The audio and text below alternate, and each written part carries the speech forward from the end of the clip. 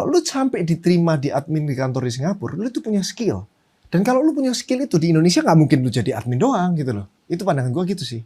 Jadi kalau lu cuma skillnya cuma admin di Jakarta ini nggak naik-naik, di Singapura udah pasti nggak diterima gitu loh. Udah jangan mikir kabur aja dulu.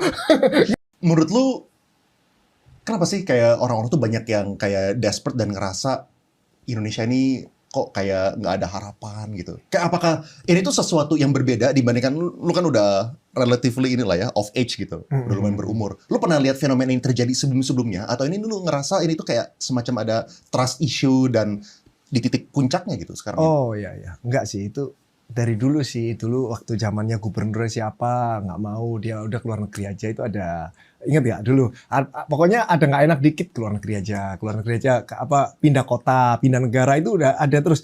Jadi itu kayaknya fenomena yang orang untuk meluapkan emosi, meluapkan ketidakpuasan dia, bukan berarti dia pergi, nggak ngomong-ngomong doang aja, nggak bakal pergi, dia akan tetap di Indonesia.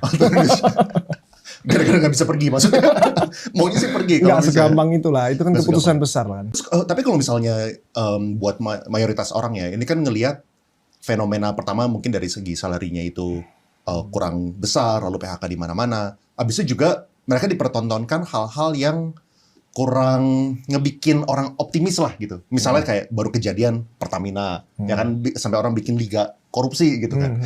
Lu kalau misalnya sebagai orang pebisnis ya yang udah sukses mapan gitu ya, cara lu menanggapi kasus-kasus korupsi yang seperti itu kayak gimana sih? Apakah lu ada kayak kekecewaan gitu yang kayak gini, atau lu udah kayak menerima fakta ya ini kan Indonesia, ya udahlah, just gue fokus sama yang gue pengen kerjain aja gitu. Dua sisi ya, mungkin sisi pertama itu kalau gue lihat, biasanya orang lihat gini, oh buat apa gue bayar pajak di korupsi gitu. Itu banyak banget orang ngomong gitu. Itu kalau gue nggak banget sih. Gue bilang kalau mereka nyolong kita nggak harus nyolong gitu. Itu nggak ada hubungannya gitu. Apakah lu bilang nggak mau bayar pajak karena mereka nyolong, terus kalau lu di luar negeri lu mau bayar pajak? Belum tentu lu di sini aja nggak mau bayar, kalau lu di luar negeri juga nggak akan bayar gitu loh. Nggak ada hubungannya. Itu menurut gue gitu sih.